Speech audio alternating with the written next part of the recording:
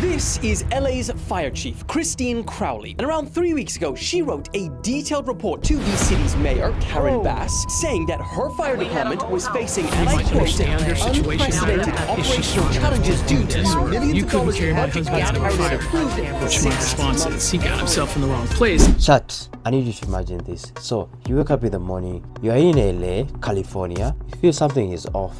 You peep out of your window, everything is just super abnormal. And then that's the moment that you realize something is not okay. When you come to your senses, you see you're surrounded by an inferno, more like a wildfire, and you're generally trapped. Worst of all, you're a man trapped. Maybe you have a family, maybe you have your pet dog, pet cat, or something like that. You genuinely can't go outside because it's a fire. When you try to dial 911 or maybe trying to call the LA fire department, and then you remember that the head of the department is one Miss Christina or another Christina or another one who is a woman, and you remember one of the interviews about them talking about how they cannot get a whole grown-ass man out of the house from the fire because it's their fault being there.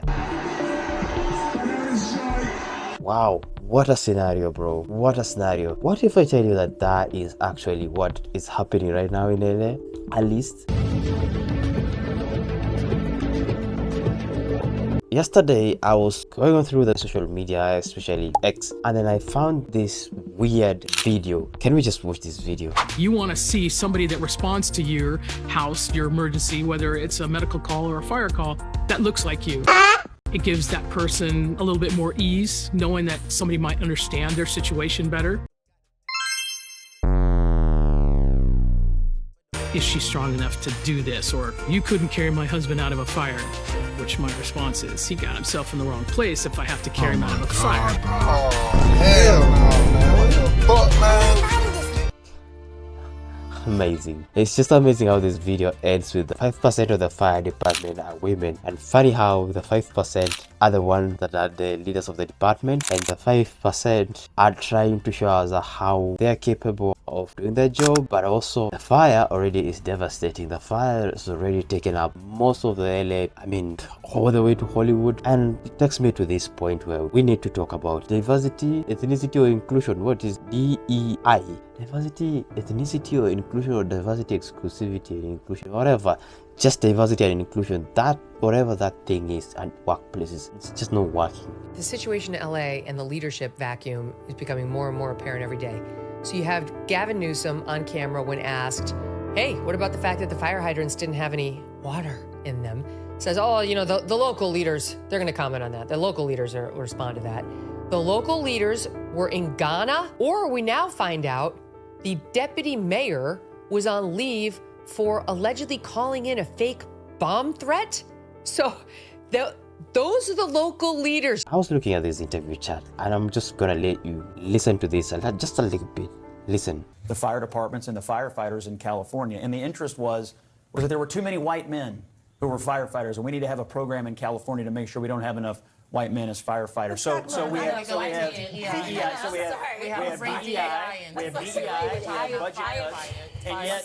cuts, and yet I'm wondering now, if your house is burning down, how much do you care what color the firefighters are? You can respond and then we'll... Listen, I am so tired. You know what? There was an article that just came out that said that actually the most educated demographic in this country right now is black women.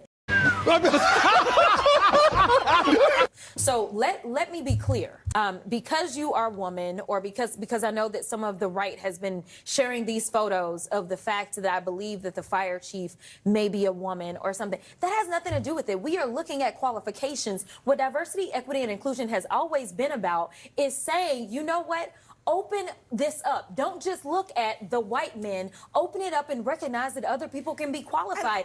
And the fact that we want to, at a time when people are dying, decide that a country of immigrants is failing or people are dying because the same very people that built this country, because the last time I checked, y'all didn't say that anything was wrong with the White House, and I can promise you it was my ancestors that built the White House. So listen, if we have been good enough to build this country, we are good enough to serve and die overseas, we are good enough to serve in other ways.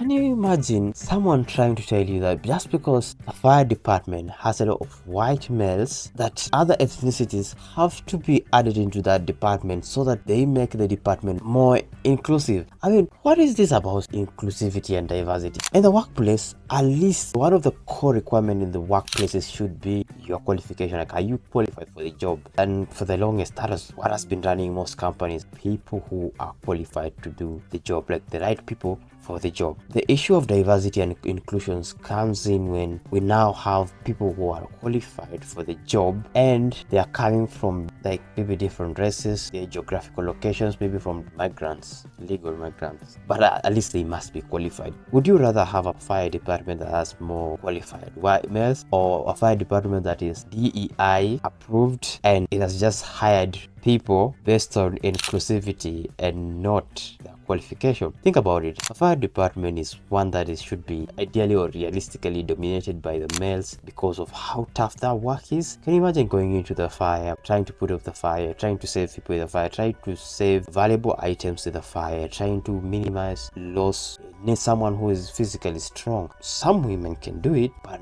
not all of them, and that's why even 5% of the women are in the fire department. This is a highly demanding task. It's just funny how the LA fire department is headed by 3 magical, masculine, lesbian females, Christinas, and all earning this crazy, incredible amount, and yet it's now almost day 3 or day 4. These fires are just overpowered the department. False alarm. No need to evacuate. The city said, sorry, it was an accident. The fire chief of LA, Kristen, says the mayors failed her. Did the city of Los Angeles fail you and your department and our city?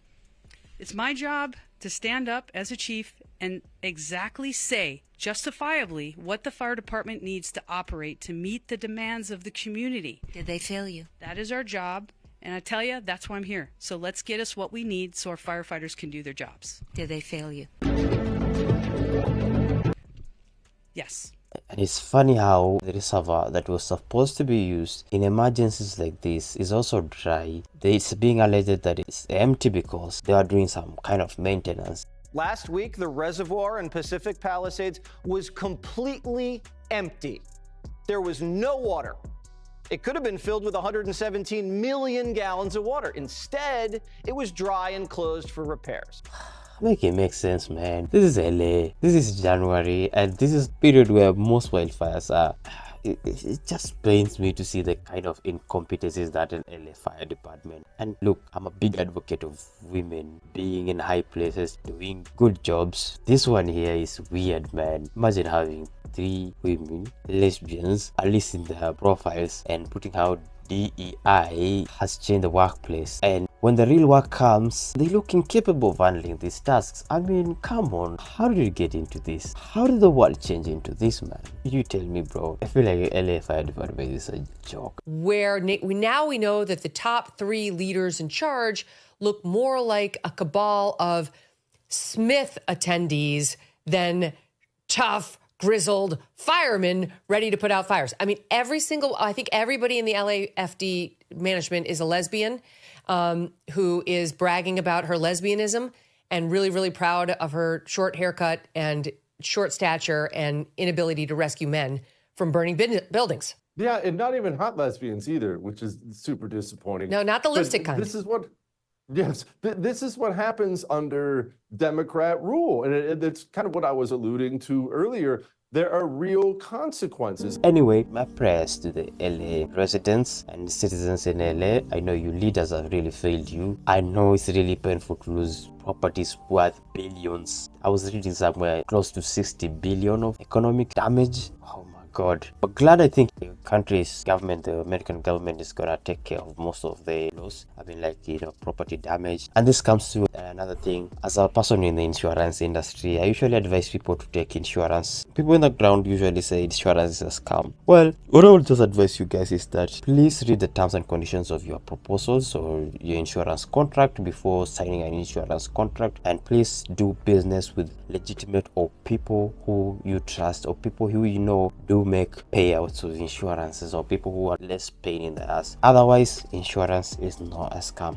You just see, like in this situation, most people who have insurances in their properties, in their houses, are gonna get compensated. And for those who don't have insurance and they cannot get the government to help them to go back to their previous financial position before the fires, it's gonna be a really tough one. I'm really sorry for your loss, but I know next time just take insurance, man. I don't know how insurance works in America though. I was saying, like, for cars, I didn't know that you're supposed to leave your keys in the car so that when they loss adjust, so the surveyors come in and investigators come in and do the assessment, they cannot deny the claim. It's just weird out there, but my prayers goes to the residents of LA. I hope you find solace in your heart. I hope you find peace in these trying times, in these trying moments. Our prayers continue being with you. May the Almighty God, or whoever you believe in, find you peace at heart. It's really a tough time and our prayers are with you. Let me know, chat, what you think about this whole situation and how it has been handled. And I'm also going to leave you the clip of CNN. In the Palisades, the water issue is according to authorities, is a gravity issue. In order to get the water through the hydrants up in the hills and the mountains, they have these giant water tanks that use gravity, and those water tanks ran dry. Part of the problem is a lot of people are using hoses, trying to understandably hose down their lawns, hoping that will stop the fire. A lot of firefighters will say that's not going to stop a fire like this from burning down your house. You may keep your lawn, but it's not going to keep your house. But there's this huge water usage all of a sudden, and those tanks on the top, there may be water in the system down below, but if the tanks on the top run dry, there's not enough pressure for gravity to bring the water up into the hydrants. That's in the Palisades. I don't know the water system here in Altadena.